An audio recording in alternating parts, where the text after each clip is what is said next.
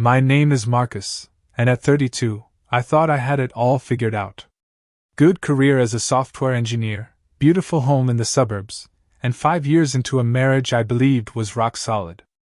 Then my in-laws needed a place to stay. Temporarily.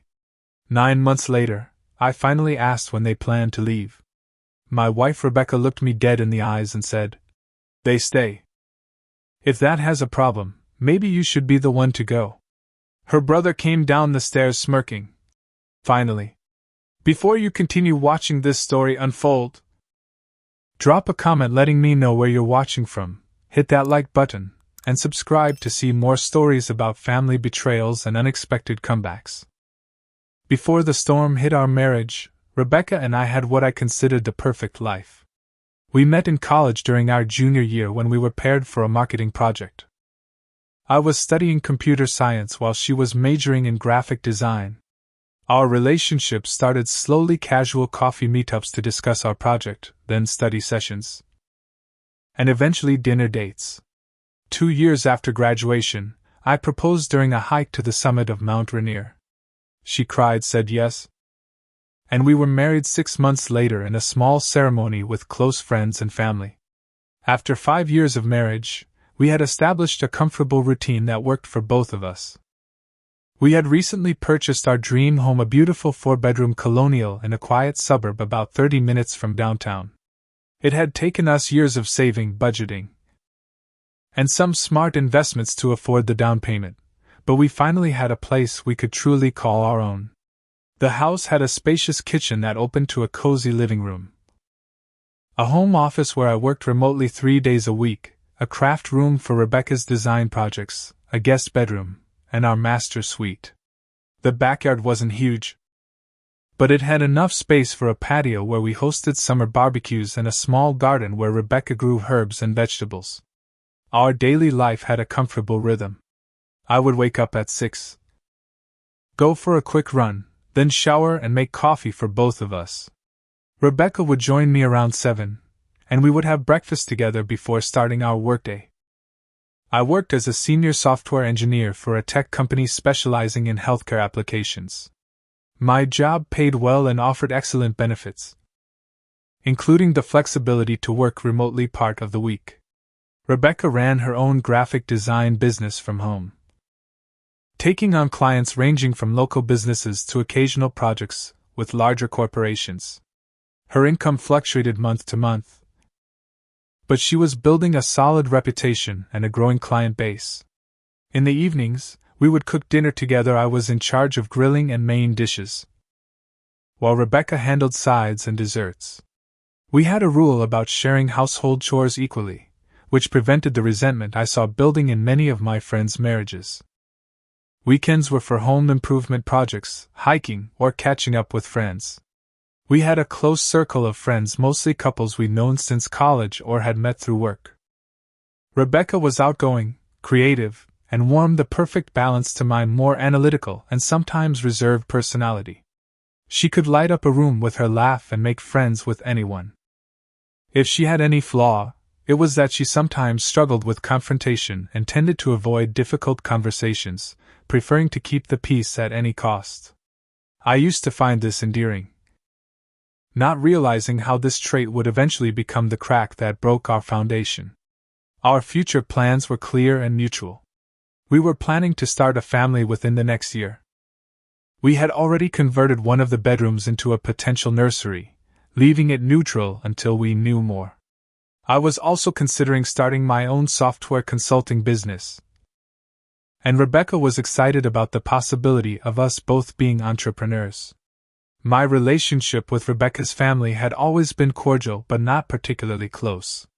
Her parents, Gerald and Linda, lived 3 states away in Arizona, and we would visit them once or twice a year for holidays. They seemed to approve of me well enough, though Gerald had made a few comments over the years about me working for someone else, rather than running my own business like he had. Linda was always polite but somewhat distant, more interested in talking about Rebecca's cousins and their achievements than getting to know me better. Rebecca also had an older brother, Brendan, who was 35 and had never quite found his footing in life. He'd bounce between various jobs, always with big plans that never materialized. He still lived in his parents' guest house, supposedly working on a screenplay and various entrepreneurial ventures. Rebecca adored him and was always making excuses for his lack of direction, saying he was just too creative for the corporate world. Our lives changed dramatically on a Tuesday evening in March. We had just finished dinner when Rebecca's phone rang. She stepped onto the patio to take the call, and I could see through the glass door that her expression had turned from relaxed to concerned. When she came back inside, her eyes were red. "That was Dad," she said, her voice shaking slightly. "He lost his job 3 months ago. They've been trying to keep up with the mortgage, but they can't anymore. The bank is foreclosing on their house next month." "I'm sorry to hear that," I replied, genuinely concerned. "Do they have any savings to fall back on?" Gerald had owned a moderately successful real estate business for years before joining a larger company as a sales director. Rebecca shook her head. The market crash hit them hard a few years ago. They invested a lot in a development that fell through. They've been living paycheck to paycheck since then. "What about Brendan? Can he help?" I asked, already suspecting the answer. "He lost his job too. He was doing some marketing work for Dad's company." Her eyes met mine, and I immediately understood what was coming next. "Marcus, they need a place to stay until they get back on their feet. Just for a little while." I took a deep breath, knowing this was one of those moments that would test our marriage. "Define a little while. 3 months, maybe?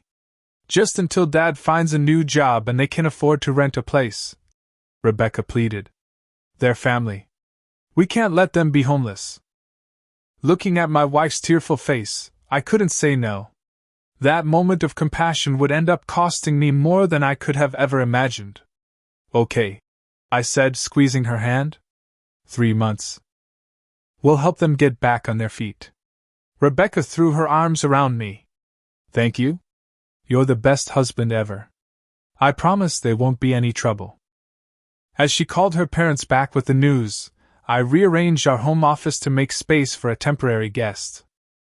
Little did I know that this temporary arrangement would stretch from days into weeks, from weeks into months, and eventually threaten everything we had built together. Gerald, Linda, and Brendan arrived on a rainy Saturday morning 2 weeks later. They pulled up in a rented moving truck filled with far more possessions than I had anticipated for a temporary stay. Rebecca rushed out to greet them with hugs and tears while I hung back on the porch, watching as box after box was unloaded. "Where should we put the dining table?" Gerald called out, gesturing to an ornate cherry wood table strapped to the back of the truck. I stepped forward. "Actually, we don't have room for extra furniture. We already have a dining set." Gerald's face fell. "This has been in Linda's family for generations. We can't just leave it behind." Rebecca quickly interjected. "We could put it in storage, Dad. We'll help with the cost until you find a new place." I nodded in agreement, though internally I was calculating the additional expense. By the end of the day, we had arranged for a storage unit that would cost us an extra $200 per month. The sleeping arrangements required some creativity. We converted our home office into a bedroom for Brendan, moving my desk and computer equipment into a corner of the bedroom. Gerald and Linda would take the guest room, which meant any friends or family who visited would now need to stay in a hotel. "It's just temporary," Rebecca reminded me as we changed the sheets on the guest bed. 3 months will fly by." The first week was awkward but manageable. Everyone was on their best behavior, with Gerald and Linda repeatedly expressing gratitude for our hospitality. Brendan mostly kept to himself, spending hours in his room working on what he called his big break screenplay, or heading out to networking events that seemed to coincide with happy hours at local bars. By week 2, small changes began to appear in our daily routine. Linda started rearranging the kitchen cabinets without asking, explaining that it was more efficient, her way. Gerald took over the living room each evening, watching cable news at a volume that made it impossible to have a conversation. Brendan would emerge from his room only when meals were ready, eat quickly, and disappear again, leaving his dishes for someone else to clean. Our morning routine, once a peaceful start to our day, became chaotic. Linda was an early riser who liked to prepare elaborate breakfasts, occupying the kitchen from 5:30 a.m.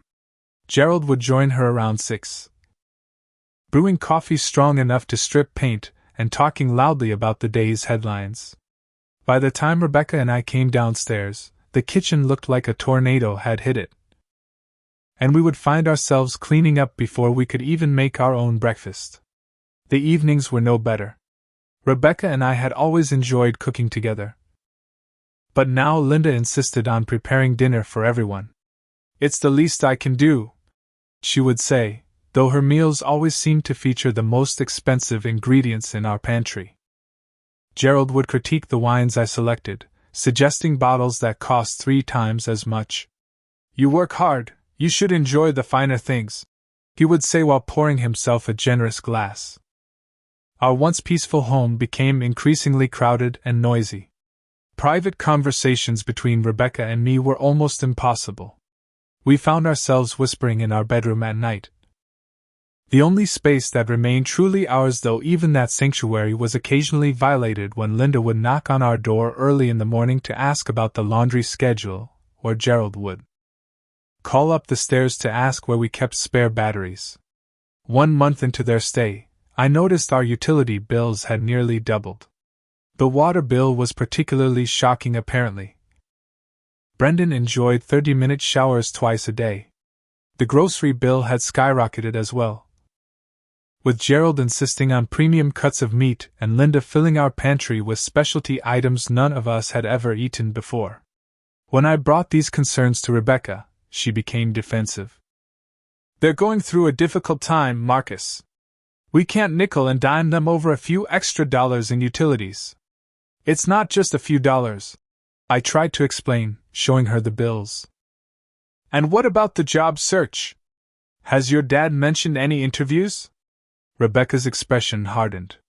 "He's applied for several positions, but at his age, it's not easy. Companies want younger people they can pay less." I wanted to point out that Gerald had turned down a job offer the previous week because he felt the salary was insulting, but I held my tongue. Instead, I asked about a timeline. "I thought we agreed on 3 months. We're a month in, and I haven't seen much progress toward them finding their own place. These things take time," Rebecca replied, her tone making it clear the conversation was over. "We need to be patient." By the end of the 2nd month, more troubling patterns emerged. Gerald wasn't actively job hunting as promised. When I would ask about his progress, he would vaguely mention reaching out to contacts or exploring opportunities, but never anything concrete. Linda had taken over not just the kitchen but had begun redecorating other areas of the house, replacing our framed photos with her own artwork and rearranging furniture without consultation. Brendan was perhaps the most frustrating. He contributed nothing to the household, not financially, not in chores, not even in basic courtesy. He would leave wet towels on the bathroom floor, eat food that others had set aside for lunches, and borrow my things without asking. Once, I found him wearing my favorite sweater, stretched out across his broader frame. When I mentioned it, he shrugged and said, "Sorry, man. Laundry day." I later found the sweater crumpled on the floor of his room, stained with what smelled like beer. Most concerning was the effect on my relationship with Rebecca. We were arguing more frequently, always in hushed tones behind our bedroom door. Our intimate life had virtually disappeared. It's hard to feel romantic when your in-laws might knock on the door at any moment, or when you're constantly stressed about the invasion of your space. Rebecca seemed increasingly distant, spending more time with her family than with me. "It's like I'm the outsider in my own home," I confided to my best friend Tyler during a rare escape to a local brewery. "They've taken over everything." Tyler, who had known me since college, looked concerned. "Have you given them a move-out date? 3 months is almost up, right?" I took a long sip of my beer. Rebecca gets upset whenever I bring it up. She says they're still figuring things out. Figure things out while paying their own rent, Tyler suggested. This isn't sustainable, Marcus. You need to set some boundaries. I knew he was right. But I also knew that confronting the situation would likely cause a major conflict with Rebecca. Still, as we approached the 3-month mark, I resolved to have a serious conversation about our living arrangement. I had no idea that the situation was about to get much worse. When the 3-month mark passed without any mention of moving plans from Gerald, Linda, or Brendan, I decided it was time for a direct conversation. I waited until Rebecca and I were alone, driving to pick up takeout one evening. It's been 3 months, I said carefully. I think we should discuss a timeline for your family to find their own place. Rebecca's hands tightened on the steering wheel. Dad's still looking for the right opportunity. It's not easy at his age. I understand that. But I found out he turned down another job offer last week. The manager at Caldwell Realty told me they offered him a position, but he declined. Rebecca looked surprised, then defensive. That place doesn't offer benefits until after 6 months. They can't go without health insurance. They could get coverage through the marketplace until then, I pointed out. The issue is that Gerald seems to be turning down viable options. It doesn't feel like he's actually trying to move out. Are you saying my father is lying? Rebecca's voice rose. I'm saying that our agreement was 3 months. We're past that now, and I don't see any progress toward them leaving. The conversation devolved from there, with Rebecca accusing me of being selfish and unsupportive. By the time we arrived home with the food, we were barely speaking to each other. Things only got worse in the 4th month when our credit card bill arrived. I noticed several large charges to furniture stores and home decor websites. Did you buy something for the house? I asked Rebecca. She looked uncomfortable. Mom needed to replace a few things they left behind. I told her she could use our card, and they'll pay us back when they're settled. These charges total over $2,000. I said, trying to keep my voice level. Why wasn't I consulted about this? It's not a big deal, Marcus. Their family. It is a big deal. That's money we were saving for starting our own family. Rebecca's expression hardened. So you're prioritizing hypothetical children over my actual parents who need help right now. That night, I discovered another disturbing development. While looking for a document in our home filing system, I realized my grandfather's vintage watch was missing from the fireproof box where I kept important heirlooms. The watch wasn't particularly valuable monetarily, but it had enormous sentimental value. My grandfather had worn it every day until he passed away when I was 16. When I asked Rebecca about it, she seemed genuinely confused. After searching the house, I finally confronted Gerald directly. Have you seen my grandfather's watch? It's missing from our lockbox. Gerald avoided my eyes. Oh, that old thing? I borrowed it for a job interview last month. Must have forgotten to put it back. Where is it now? He shifted uncomfortably. Well, I actually ran into some financial difficulties and had to pawn it. But don't worry, I'll buy it back as soon as I get back on my feet. I was stunned into silence. He had taken a family heirloom and pawned it without permission. When I told Rebecca, I expected her to be equally outraged. Instead, she defended her father. He was desperate, Marcus. He wouldn't have done it if he had any other choice. And he promised to get it back. That watch was one of the few things I had from my grandfather. He had no right to take it, let alone pawn it. It's just a watch, Rebecca said dismissively. Family is more important than things. That became her refrain whenever I raised concerns about her family's behavior. Family is more important. But it increasingly seemed that only her family mattered, not our family unit as husband and wife. As month 5 began, I noticed more troubling signs. While using Rebecca's laptop to print some documents for work, I accidentally saw her browser history. She had been looking at real estate listings in our neighborhood with her parents. When I asked her about it, she claimed they were just curious about the market. Our utility and grocery bills continued to climb. Brendan had started bringing friends over without warning. I would come home from work to find strangers in my living room, drinking my beer and eating food I had purchased. When I tried to establish some house rules, Gerald intervened. The boy needs to maintain his social connections for networking. You don't want to impede his career prospects, do you?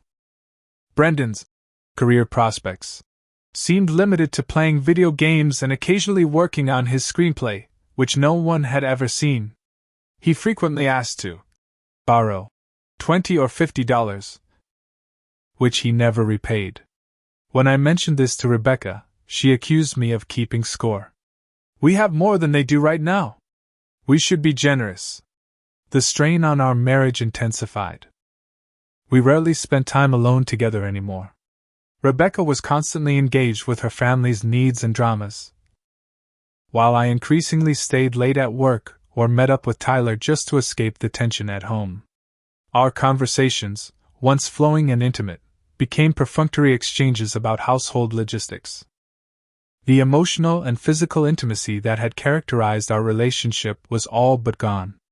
In month 6, I discovered something that sent alarm bells ringing. While paying bills online, I noticed unusual activity in our joint checking account, several large transfers to an account I didn't recognize. When I investigated further, I found that Rebecca had been transferring money to Brendan's personal account, over $5,000 in the past 2 months. When confronted, Rebecca admitted that she had been helping Brendan with some temporary financial difficulties. She hadn't told me because she knew I would overreact. Overreact?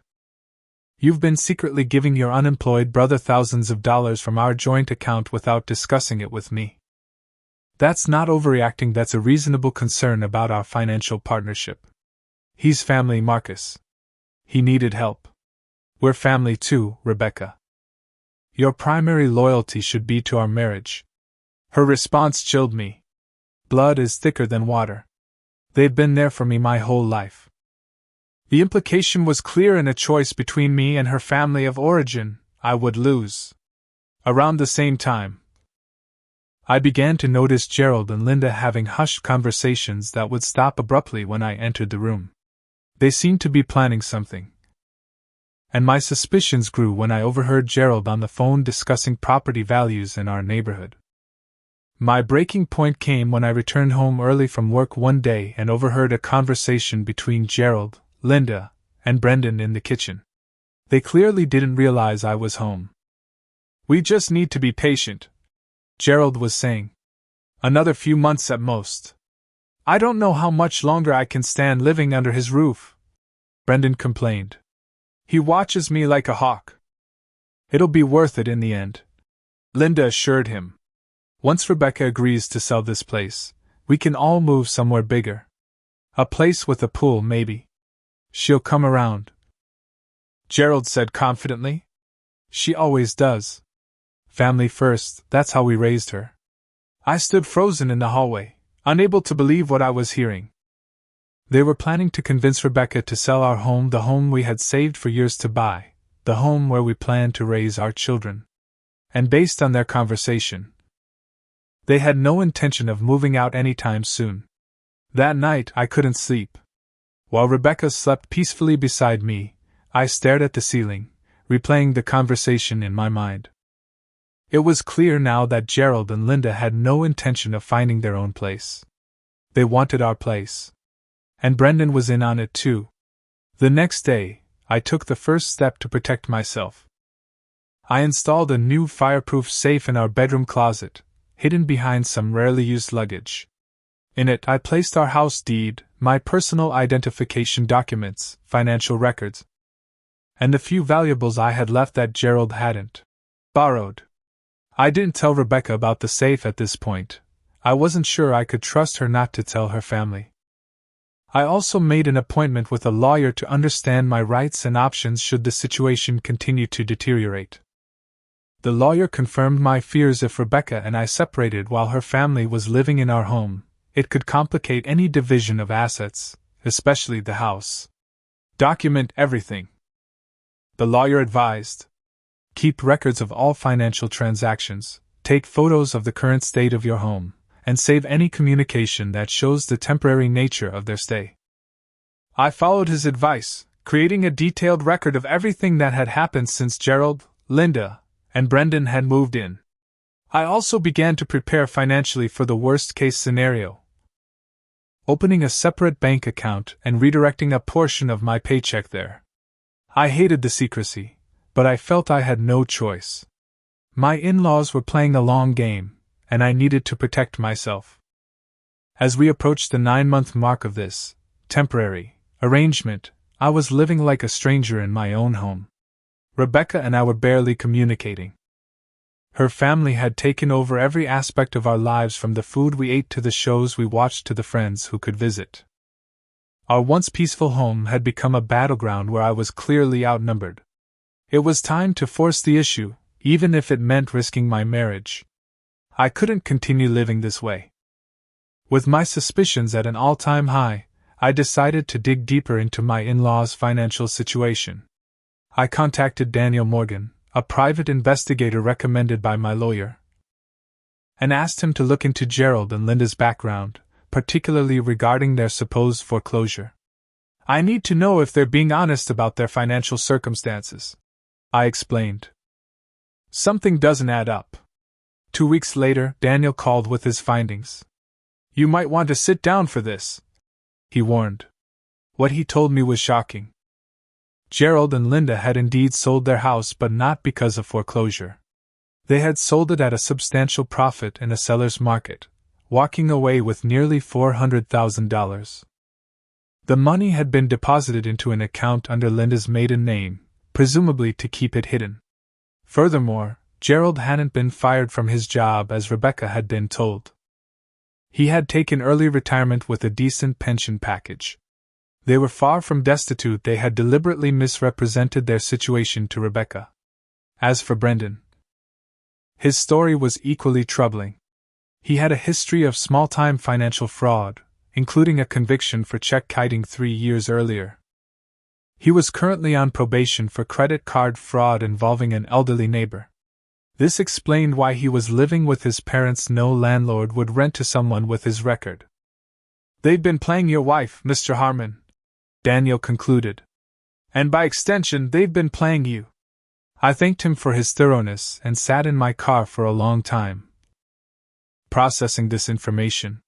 The sense of betrayal was overwhelming. Not just from Gerald, Linda, and Brendan that I had expected, but from Rebecca. Had she known the truth all along? Had she been part of their scheme? I couldn't believe she would deceive me so completely.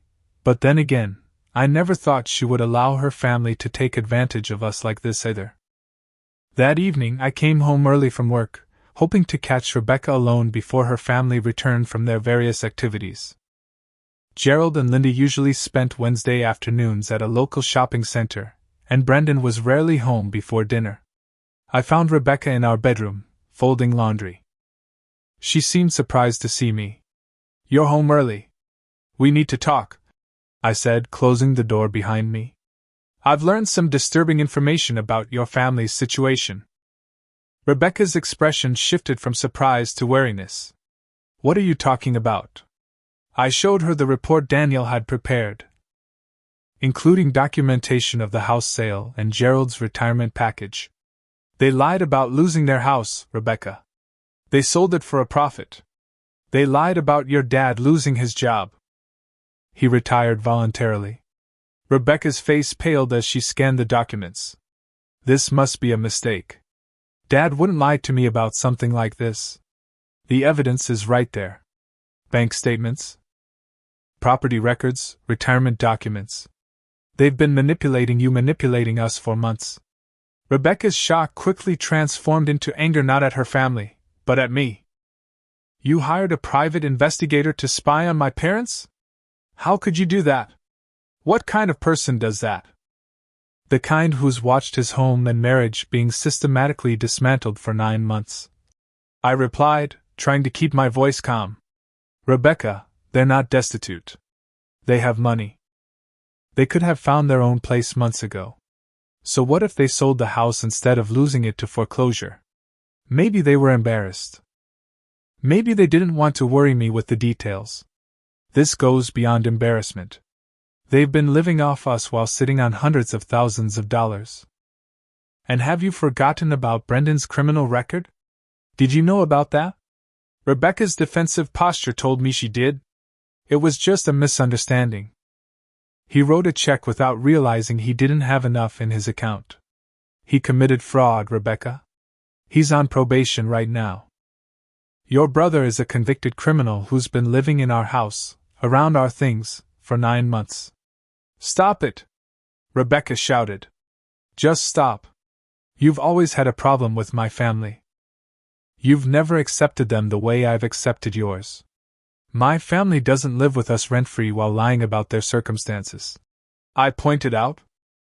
My family doesn't steal and pawn family heirlooms. My family respects our marriage and our boundaries.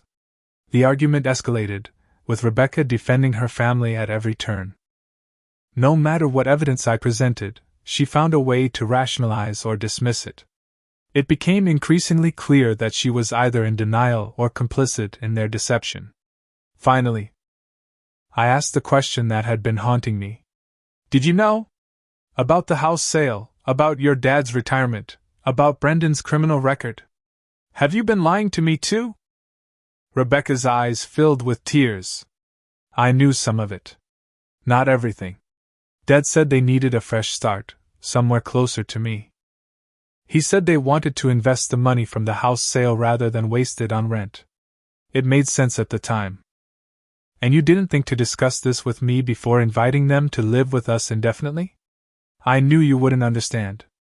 You've always been so rigid about your space, your things, your routines. Rigid? I couldn't believe what I was hearing. Wanting basic respect and honesty in my own home is rigid? Our argument was interrupted by the sound of the front door opening. Gerald and Linda returning from their shopping trip. Rebecca quickly wiped her eyes and composed herself. We're not done with this conversation, I said firmly. Yes, we are, she replied, heading for the door. I won't let you turn me against my family. Over the next few days, tension in the house reached unbearable levels. Rebecca was barely speaking to me, while Gerald, Linda, and Brendan seemed to close ranks around her, always finding reasons to be in the same room with us so we couldn't talk privately. I reached my breaking point when I overheard another conversation. This time between Gerald and Rebecca in the kitchen late one night. I had come downstairs for water and stopped when I heard my name. Marcus doesn't appreciate what he has, Gerald was saying. A man who truly loved you would welcome your family with open arms, not count the days until we leave. He hired a private investigator, Dad. He's been tracking your finances.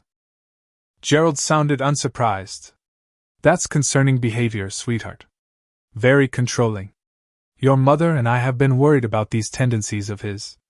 What do you mean? The way he monitors the bank accounts, questions every purchase. The way he tries to limit your time with us. These are warning signs of financial abuse, Rebecca. We've seen it before with your cousin Jennifer's ex-husband. I couldn't believe what I was hearing. Gerald was painting me as an abuser for questioning their freeloading and lies. I don't know what to do. Rebecca sounded tearful. I love him, but I love you guys too. Family should come first, Rebecca.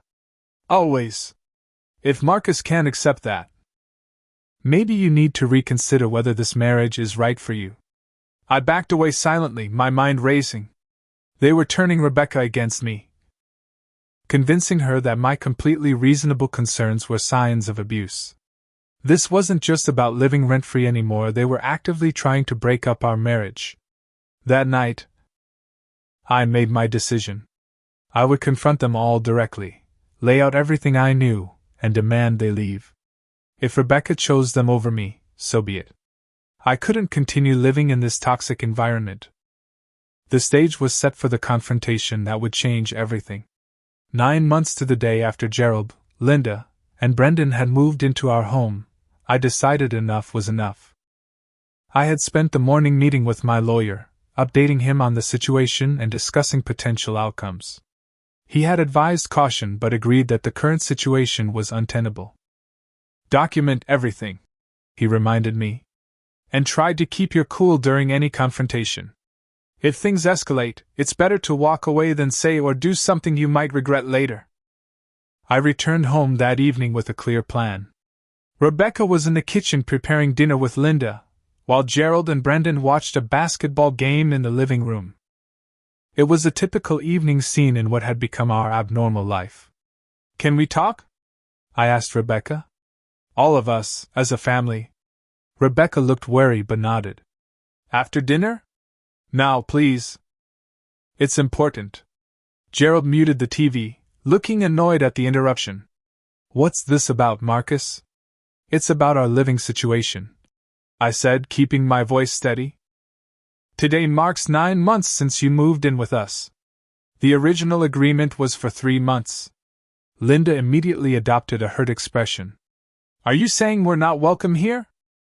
I'm saying it's time to discuss your plans for finding your own place, I replied, refusing to be manipulated by her guilt tactics. 9 months is far beyond what we initially agreed to.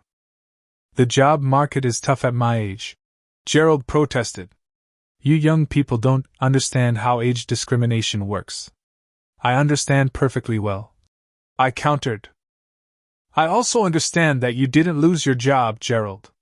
You took early retirement with a pension package. The room fell silent.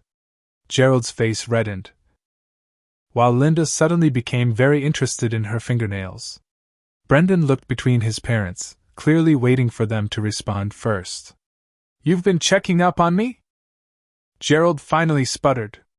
Yes, I have. Just like I know you sold your house for a profit rather than losing it to foreclosure. Just like I know about Brendan's criminal record and probation status. Brendan jumped to his feet. You had no right to dig into my personal business. When you're living in my house, using my utilities, eating my food, and borrowing money you never repay, it becomes my business, I replied calmly. Rebecca looked stricken. Marcus, stop it. This isn't helping anything. What would help, Rebecca, is honesty. Your family has been lying to us for months.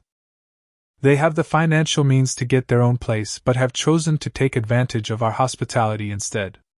Gerald stood up, pointing a finger at me. Now you listen here, young man. I've worked hard all my life. If I choose to invest my retirement funds rather than waste them on rent, that's my business. Rebecca understands the importance of family. I'm starting to think you don't. Family doesn't take advantage of family, I said. Family doesn't lie and manipulate and steal. Steal? Linda gasped dramatically. How dare you accuse us of stealing? The watch, Linda. My grandfather's watch that Gerald pawned without permission. The money Rebecca has been transferring to Brendan from our joint account. The food, the utilities, the storage fees, it all adds up. Rebecca stepped between us. Marcus, that's enough. You're being cruel. I'm being honest. Which is more than I can say for anyone else in this room. The argument escalated quickly. Gerald accused me of being controlling and ungrateful. Linda cried about how they had always treated me like a son. Brendan threatened to take this outside, before Gerald held him back. Through it all, Rebecca kept trying to calm everyone down, to find middle ground where none existed. Finally, I laid out my ultimatum. I want you all to find your own place within 30 days. That's more than generous given the circumstances. The room fell silent again, all eyes turning to Rebecca.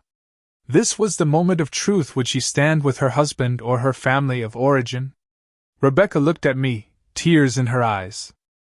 They're staying, Marcus. They're my family. And what am I? I asked quietly. You're my husband, and I love you. But if their presence here is such a problem for you, maybe you should be the one to go.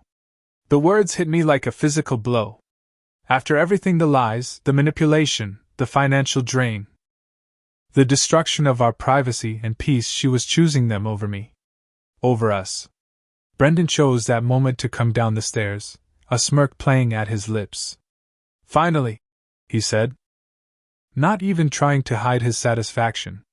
In that moment, everything became crystal clear. This had been their plan all along, to drive me out and take over the home Rebecca and I had built together. The home we had saved for, planned for, dreamed in.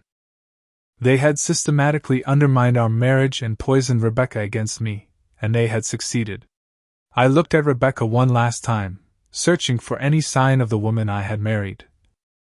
The partner who had once prioritized our relationship above all else. All I saw was a daughter and sister, her family loyalty overriding everything we had built together. I'll pack a bag, I said quietly. As I climbed the stairs to our bedroom, I heard Gerald already discussing how they could rearrange things, now that they would have more space. 9 months of manipulation had culminated in this moment. They had won, and they weren't even trying to hide their satisfaction anymore. In our bedroom, I methodically packed essentials into a duffel bag: clothes, toiletries, my laptop, and important documents. As I packed, I glanced at the closet where I had installed the hidden safe. They didn't know about it, not even Rebecca. Inside were our house deed, financial records, the evidence from the private investigator, and a detailed accounting of all the money Gerald, Linda, and Brendan had cost us over the past 9 months. I had one final card to play. Opening the safe. I removed the most critical documents, but left behind a sealed envelope containing copies of everything, the proof of their lies, their fraud, their manipulation. I also left a formal letter, drafted by my lawyer, giving them 30 days' notice to vacate the property. They might think they had won, but I wasn't going down without a fight. Before closing the safe, I added a note. Enjoy the surprise. The authorities have copies of everything. I took one last look around the bedroom Rebecca and I had shared, remembering happier times before the invasion of our privacy and peace. Then I shouldered my bag and walked downstairs. The family was gathered in the living room, already rearranging furniture as if I were already gone. Rebecca looked up when she saw me, a flicker of uncertainty crossing her face. Where will you go? She asked. Don't worry about me, I replied. You've made your choice clear. Gerald had the decency to look uncomfortable. Now, Marcus, there's no need to be dramatic. We can work something out. We're past that point, Gerald. Enjoy living in my house while you can. As I reached for the door, Rebecca called out.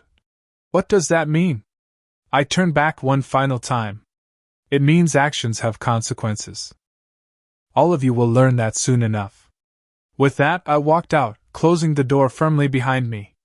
In my car, I allowed myself a moment of grief for the marriage I had thought would last forever, for the future we had planned together, for the love I thought was unshakable. Then I started the engine and drove away, leaving behind not just my home but the illusion that family always means unconditional support and loyalty.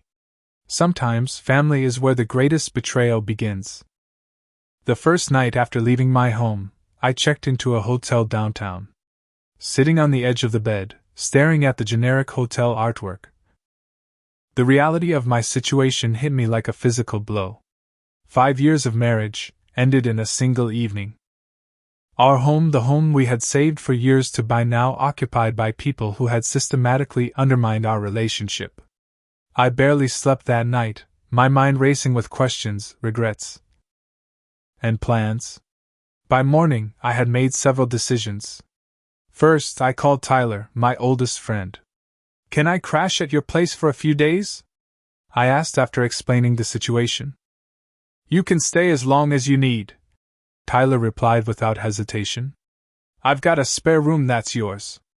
Next, I called my office and requested a week of emergency personal leave.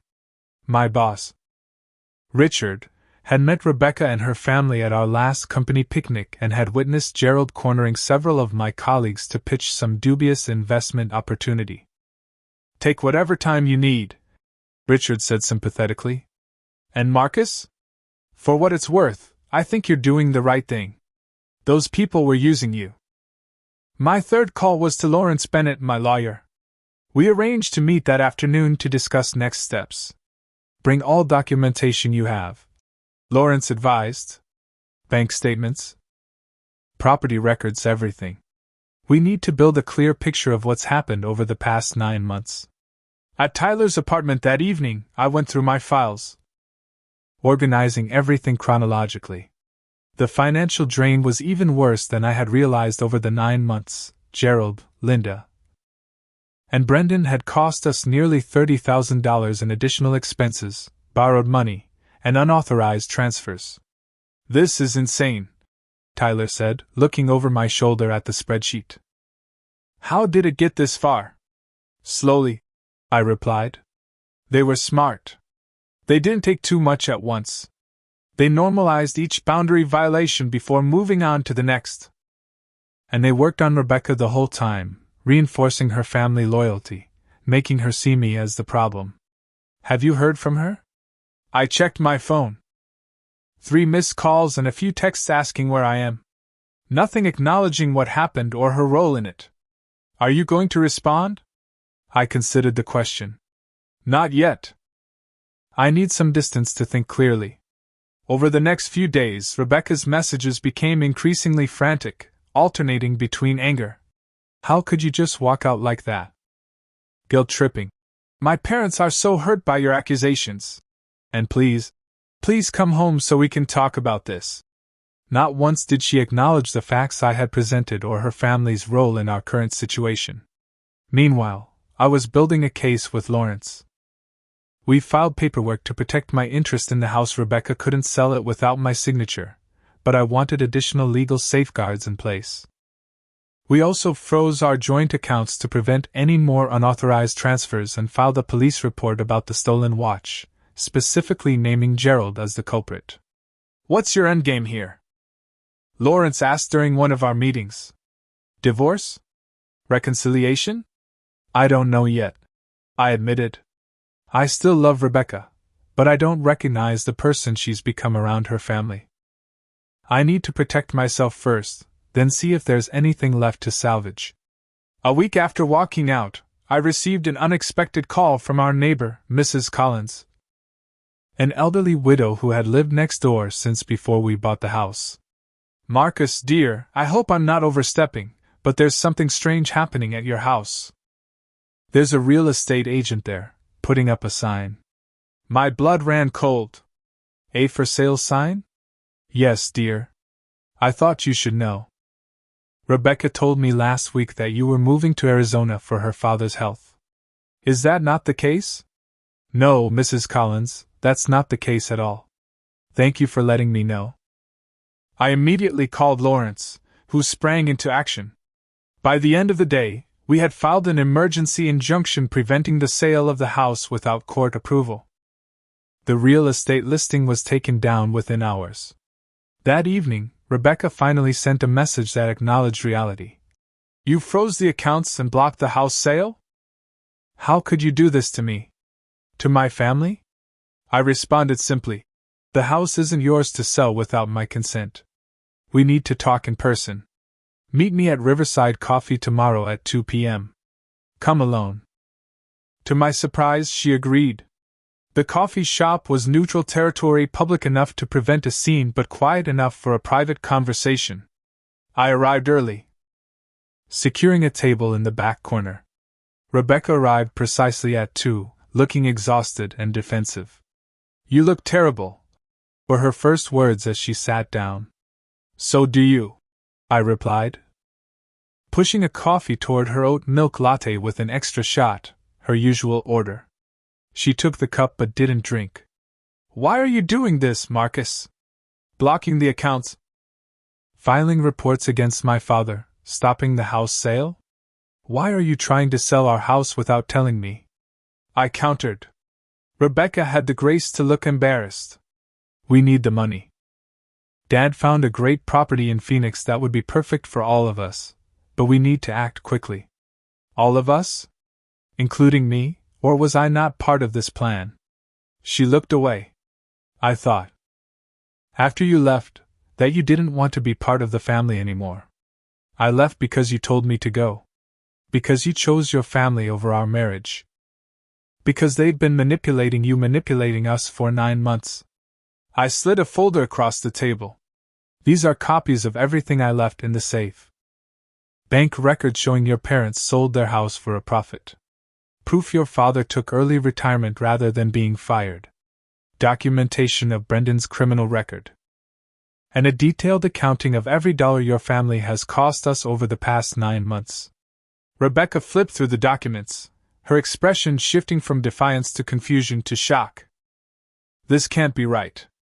Dad said they were struggling. He said they needed our help. They lied, Rebecca. They've been lying this whole time. They have money, quite a lot of it, actually. They could have found their own place months ago. They chose not to because living with us was more convenient. Free rent, free food, free utilities. But why would they lie to me? I'm their daughter. Because they knew you would choose them over me if pushed. And they were right. Tears filled Rebecca's eyes.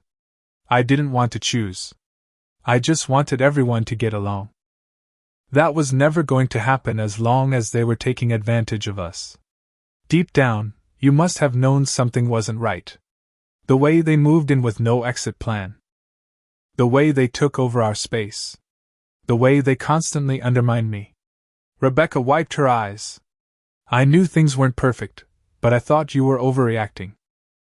Dad always said you were too rigid, too controlling about money. And you believed him instead of the man you married. He's my father, Marcus. And I'm your husband. Or at least I was. We sat in silence for a long moment, the weight of 9 months of deception and betrayal hanging between us. What happens now? Rebecca finally asked. That depends on you, I said. I still love you, Rebecca. But I won't live with your family anymore. They need to find their own place, and we need space to figure out if our marriage can be saved. They won't leave willingly. They're already talking about contesting the injunction, saying they have tenant rights now. They're not tenants. They're guests who overstayed their welcome. And if they won't leave willingly, we'll have to force the issue legally. Rebecca looked torn. I can't just throw them out. They're family. So am I. I reminded her. Or at least, I thought I was. Over the next week, the situation escalated. Gerald and Linda hired their own lawyer, claiming they had established residency and couldn't be evicted without proper notice. Brendan threatened to make trouble if we tried to force them out. Rebecca was caught in the middle, torn between her husband and her family of origin. The breaking point came when Rebecca discovered the truth herself.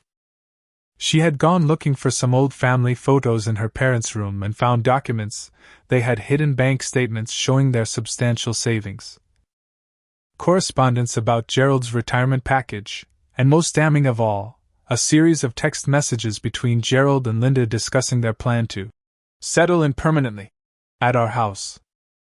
Rebecca called me, her voice shaking. You were right. They've been lying to me. To us. All this time.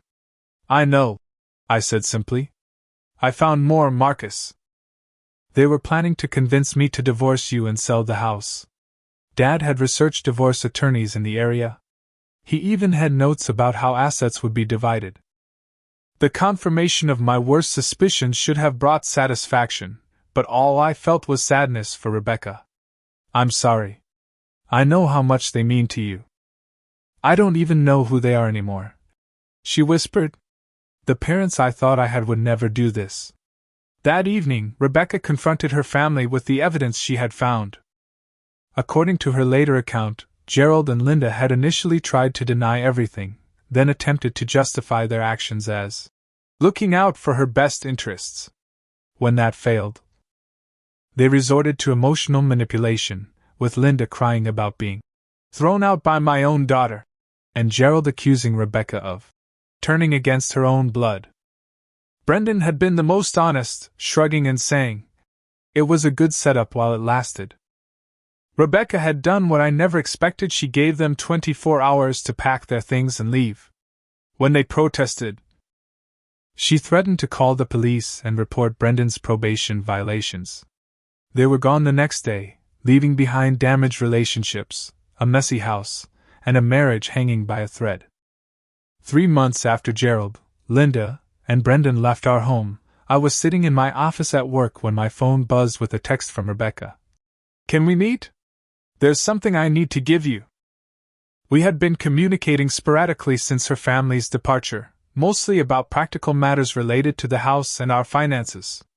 I was still living at Tyler's place, using the time and space to process everything that had happened and decide what I wanted for my future. We arranged to meet at the same coffee shop where we'd had our confrontation months earlier. When I arrived, Rebecca was already there, a small box on the table in front of her. "Thank you for coming," she said as I sat down. "What's in the box?" I asked. She pushed it toward me. "Open it." Inside was my grandfather's watch, restored to its original condition. "How did you find it?" I tracked down the pawn shop. It took some convincing, but I showed them our wedding photos and explained the situation. They still had it, thankfully. She paused. "I paid for it with my own money, not our joint account." I ran my thumb over the worn leather strap, feeling a connection to my grandfather again. "Thank you? This means a lot." Rebecca nodded, her eyes filled with unshed tears. "I'm so sorry, Marcus. For everything. For not believing you. For choosing them over you. For letting them drive you out of your own home." "Our home," I corrected gently. "Is it still ours?" she asked. "I wouldn't blame you if you wanted a divorce after what I did." "What do you want, Rebecca?" She took a deep breath. "I want another chance. I know I don't deserve it. But these past 3 months have been clarifying. I've been in therapy, trying to understand why I let my family manipulate me so completely, why I couldn't see what they were doing to us. And what have you learned? That I have unhealthy attachment patterns with my family. That I was raised to believe loyalty to parents trumps everything else, even when they're wrong. That I've been enabling my brother's behavior my whole life." She wiped away a tear. "And that I threw away something precious because I couldn't set proper boundaries." I sat back, studying her face. She looked different, somehow more centered, more present than she had in the months leading up to our separation. "Where are they now? Your family?" "Arizona. Dad bought that property he was looking at. They wanted me to come with them, to start fresh as a family." I declined. She met my eyes directly. "I haven't spoken to them in 6 weeks. I told them I needed space to work on myself and my marriage, if there was still a marriage to save. That must have been hard for you. Hardest thing I've ever done. But necessary. They're not who I thought they were, Marcus. The way they took advantage of our hospitality, the way they lied to me, the way they tried to turn me against you, that's not what loving parents do." We talked for hours that afternoon, more honestly than we had in over a year. Rebecca shared her therapy insights and the work she was doing to establish healthier boundaries. I talked about my own journey over the past 3 months, the anger, the betrayal, the grief, and finally, the tentative hope that maybe there was something left to salvage. "I miss you," she admitted. "I miss us. The house doesn't feel like home without you." "I miss you too," I replied. "But I can't go back to how things were. I need to know that if we try again, we're truly partners. That your first loyalty is to our marriage." "It is," she promised. "It will be. I've learned that lesson the hard way." A week later, I moved back into our home. The energy was different. Rebecca had rearranged the furniture, painted the walls, replaced the guest room bed with a desk and bookshelves. She had physically reclaimed the space that had been taken over by her family, a tangible symbol of her commitment to our fresh start. It wasn't easy. Trust, once broken, doesn't mend overnight. We started couples therapy, learning new ways to communicate, to set boundaries, to honor our partnership above all else. Rebecca continued her individual therapy. working through her family dynamics and the patterns she wanted to break. We established new rules for family visits strictly limited in duration, with clear expectations about behavior and respect. When Gerald called 6 months later, hinting about another visit, Rebecca firmly but kindly told him that wouldn't be possible. "But we're family," he protested, falling back on the old manipulation. "Yes, we are," Rebecca agreed. "And families respect each other's boundaries. You're welcome to visit for lunch on Sunday, but you won't be staying in our home again." Her ability to stand firm in that moment, to choose our marriage over her father's manipulation, was a turning point in my ability to trust her again. Now, a year after that terrible night when I packed my bag and left, our marriage is stronger than it was before. Not because we avoided hardship, but because we walked through fire together and emerged with a deeper understanding of what truly matters. I learned that sometimes you have to be willing to lose something to save it. By walking away that night, I forced a crisis that ultimately saved our marriage. Rebecca learned that true family loyalty isn't about blind obedience or enabling bad behavior, it's about loving someone enough to hold them accountable. Gerald, Linda, and Brendan are still in Arizona. They occasionally call Rebecca, usually when they need something. She maintains limited contact, always careful to protect the boundaries we've established together. They've never apologized for what they did, probably never will. People who can justify 9 months of deception and manipulation rarely have the self-awareness to acknowledge their wrongs. But that's okay. Our happiness doesn't depend on their recognition of their actions. It depends on the life we're building together, one day at a time, with honesty and mutual respect as our foundation.